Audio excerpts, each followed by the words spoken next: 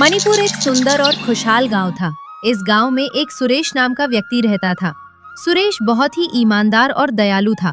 सुरेश हमेशा लोगों की मदद करता और खुद से पहले दूसरे के बारे में सोचता। इसलिए सभी गांव वाले सुरेश की हमेशा तारीफ किया करते हैं। और सुरेश का एक दोस्त है सूरज, जो उसके हर मुसीबत में साथ देता था।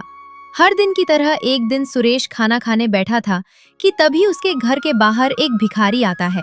कुछ खाने को दे दो बेटा, मैंने 2 दिनों से कुछ नहीं खाया है। बहुत भूख लगी है बेटा, कुछ खाने को दे दो। काका घर के अंदर आइए, आप मेरे साथ बैठकर खाना खा सकते हैं। तो भिखारी सुरेश के पास जाकर बैठ जाता है। बहुत बहुत धन्यवाद बेटा, मैं कल से गांव-गांव घूम रहा हूं पर किसी ने खाने को नहीं दिया। आपको धन्यवाद बोलने की कोई जरूरत नहीं है काका, आप बहुत भूखे हैं, आपको खाना खिलाना मेरा फर्ज है। बेटा तुम बातें तो बहुत अच्छी करते हो, काश तुम्हारे जैसा हर व्यक्ति होता तो कोई भूखा ना रहता। ठीक है काका, खाना खाइए नहीं तो ठंडा हो जाएगा। फिर भिखारी खाना खाने लगता है और कुछ ही देर में भिखारी खाना खत्म कर देता है। बेटा और खाना है क्या? मेरा पेट अभी भरा नहीं है, थोड़ा और दे दो तो मेरा पेट भर जाएगा। हाँ हाँ काका लीजिए ना, अगर आपका पेट नहीं भरा है तो और लीजिए। हाँ बेटा, इससे तो मेरा पेट पूरा भर जाएगा। भिखारी इसे भी कुछ देर में खा जाता है। बेटा खाना बहुत स्वादिष्ट था, खाना खाके मेरा पूरा पेट भर गया। भगवान तुम्हें हमेशा खुश रखे। इतना कहकर भिखारी वहां से चला जाता है। लेकिन सुरेश को भी भूख लगी थी और उसने अपने रात का खाना भी भिखारी को दे दिया था। मुझे भी बहुत भूख लगी है, अब मैं क्या करूं? तभी उसे याद आता है। अरे हाँ, मैं सूरज के घर जाकर खाना खा सकता हूँ, मैं उसका दोस्त हूँ, वो मुझे जरूर कुछ ना कुछ खाने को देगा। इसके बाद सुरेश सूरज के घर की ओर निकल जाता है। अरे सूरज भाई बाहर आइए। सुरेश भाई, आज यहाँ कैसे? अपने दोस्त की याद आ गई क्या? हाँ भाई, मैंने सोचा आज तुमसे जाकर मिल लेते हैं, कुछ दिनों से मुलाकात नहीं हुई है। हाँ हाँ भाई, अंदर आओ। बाहर ही सारी बातें करोगे क्या? सूरज और सुरेश दोनों घर के अंदर जाते हैं। बताओ सूरज, काम धंधा कैसा चल रहा है आजकल? कैसा चलेगा भाई, एक दिन काम मिलता है तो दूसरा दिन नहीं, और साथ में परिवार को भी चलाना होता है, तो चल रही है जिंदगी जैसे तैसे। लेकिन सूरज देखता है सुरेश थोड़ा उदास लग रहा है और मुंह उतरा हुआ है। सुरेश भाई क्या हुआ, तुम थोड़े उदास दिख रहे हो, कोई परेशानी है क्या? नहीं भाई, कोई भी बात नहीं है। अरे सुरेश भाई, तुम दूसरों से झूठ बोल सकते हो पर अपने दोस्त से नहीं। बताओ ना भाई, क्या समस्या है? सूरज भाई बुरा मत मानना, मुझे थोड़ा भूख लगा है, तो तुम्हारे पास थोड़ा खाना होगा तो खाने को दे दो। ये कैसी बात कर रहा है भाई, ये कोई पूछने वाली बात है? तुम्हें जब मन करे तुम मेरे घर खाना खाने आ सकते हो। ये सुनकर सुरेश थोड़ा खुश हो जाता है। अरे सुलेखा, जरा यहाँ आना। तभी वहां सुलेखा आती हैं। क्या हुआ जी, बोलिए। अरे सुलेखा देखो, मेरा दोस्त आया है, कुछ खाने को लेकर आओ। हाँ जी, अभी लाई। और कुछ बात है क्या भाई, तुम मुझे बता सकते हो? नहीं भाई, और कोई बात नहीं है, तुम मेरे लिए ये कर रहे हो वही बड़ी बात है। तभी अंदर से सुलेखा की आवाज आती है। ए जी, जरा अंदर आइए ना। तो सूरज घर के अंदर जाता है। क्या हुआ सुलेखा, खाना लाने में इतनी देर क्यों हो रही है? ए जी, ज्यादा खाना नहीं है, मैंने खाना खा लिया, बस आपका खाना बचा है जो आप खाकर काम जाने वाले थे। इतने दिनों बाद सुरेश मेरे घर आया है, मैं उसे बिना खाए यहाँ से नहीं जाने दे सकता, भले ही मैं बिना खाए काम पर चला जाऊंगा। तो सूरज अपना खाना सुरेश को दे देता है। सुरेश भूखा था तो वो जल्दी से सारा खाना खा जाता है। और खाना चाहिए क्या भाई? नहीं भाई, मेरा पेट भर गया है। ठीक है सूरज, मैं आता हूँ। ठीक है भाई, बीच बीच में मिलते आते रहना।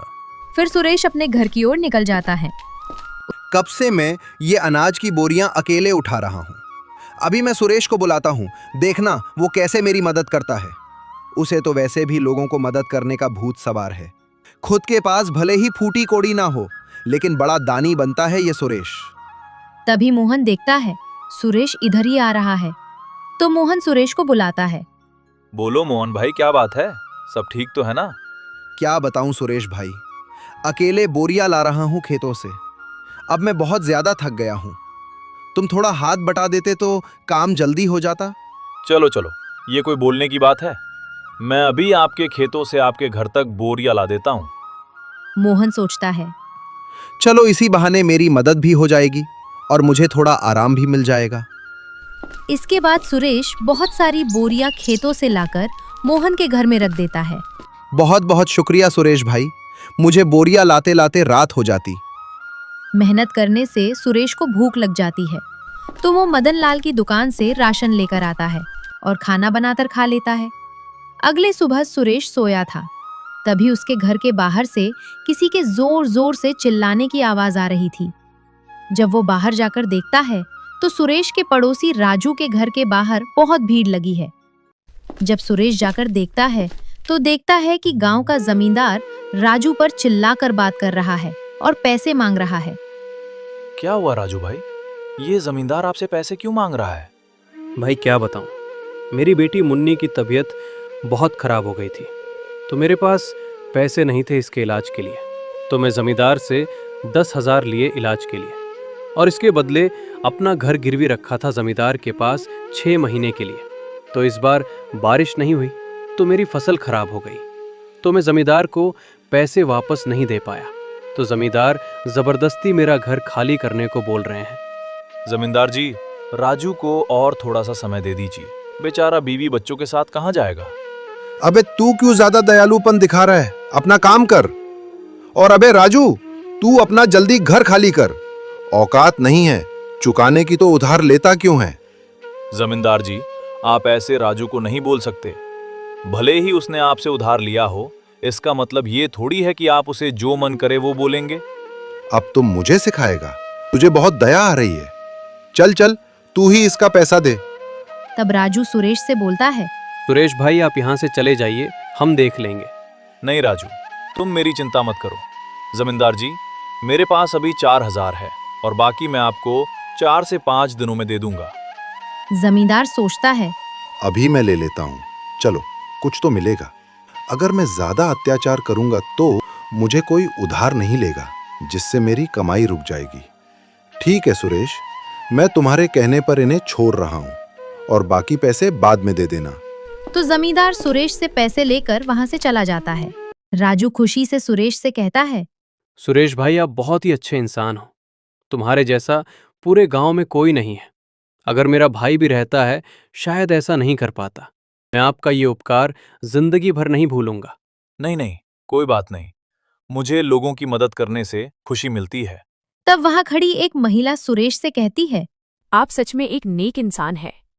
आप हर किसी की मदद करते हैं, हर किसी का भला चाहते हैं, और हम गांव वाले बस आपसे इतना चाहते हैं कि अगला हमारे गांव का मुखिया आप बने, ना कि मनजोत सिंह।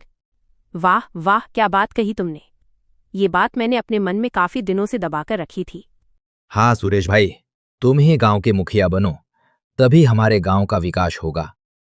मनजोत सिंह के पास तो लोग जाने से भी डरते हैं, और रही कुछ शिकायत करने की बात तो कोई भी उसके सामने मुंह नहीं खोल पाता। सुरेश हर किसी की हर तरह से मदद करता था, जिस वजह से गांव के लोग सुरेश को अपना अगला मुखिया बनाने का फैसला करते हैं। ये बात मुखिया तक पहुंच जाती है तो मुखिया तिलमिला जाता है। क्या इस सुरेश की इतनी हिम्मत? खाने के लाले पड़ रहे हैं लेकिन मुखिया बनने का सपना देख रहा है।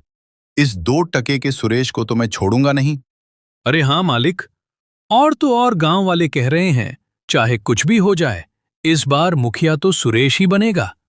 अब आपको ही कुछ करना होगा। मुखिया अब सोच में पड़ जाता है कि वो अब ऐसा क्या करे जिससे उसके रास्ते का कांटा सुरेश हमेशा हमेशा के लिए साफ हो जाए। अगले चुनाव में गांव के लोग सुरेश को मुखिया बना देते हैं और ऐसे ही कई दिन बीत जाते हैं। और जब राशन देने की बारी आती है तो मनजोत सिंह बड़ी चालाकी के साथ राशन में मिलावट करवा देता है और ये सुरेश को बिल्कुल पता नहीं चलता। अरे बेटा, तुझे मुखिया बनते देख बहुत खुशी हो रही है। अब कम से कम राशन तो सही मिलेगा और समय पे मिलेगा। हाँ हाँ, सब कुछ अच्छा ही होगा। आप लोगों ने इतने विश्वास से मुझे मुखिया बनाया है। मुझे मेरे दोस्त पर भरोसा है, अब सब कुछ अच्छा होगा। राशन बांटते वक्त सभी खुश थे। गांव वालों को पहली बार पूरा राशन मिला है, वरना मुखिया मनजोत सिंह तो आधे से ज्यादा राशन काट लिया करता था। सभी लोगों को राशन मिल जाता है।